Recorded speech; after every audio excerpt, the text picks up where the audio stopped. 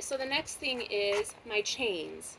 So when you are picking a chain for your dog, usually with puppies, you're going to want to start with like a resco lead, where it's kind of like a slip lead, and it has like a little metal clamp that you can adjust the length on it, because it's not going to be as harsh on a puppy's neck as like a metal chain is. Okay, come here, kitty.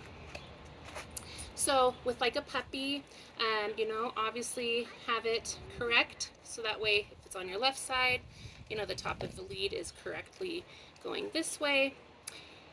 And what I always do is I look to see, can I get it right under their jaw like that.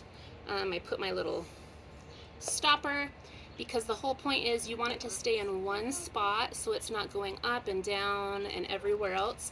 So that way it stays in one spot, usually right behind the ears, because that's going to be more comfortable for your dog.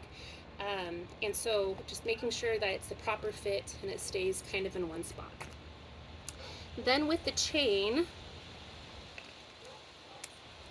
so the chain, same thing, just like you're using a slip lead, you want to always have the ring going down that way when you're putting on, because you're going to be on the left side of your dog. With chains, ideally, you want to get a chain that just barely fits over the top of their head, okay?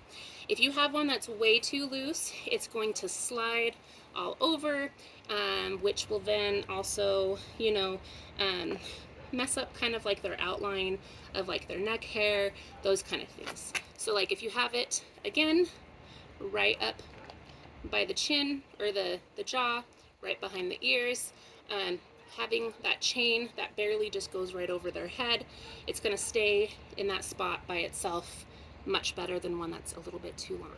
Because what ends up happening, again, if it's a too long chain, you're going to have a chain that's moving all over, and then it's going to break that pretty silhouette of your dog when you're stacking them up. So again, the chain, and some dogs do really well with the chains, like puppies and things, but again, I always try to use a resco or something that's just a little bit more gentle on them, until they figure out what showing is and how to move next to you. Then I move up to the chain.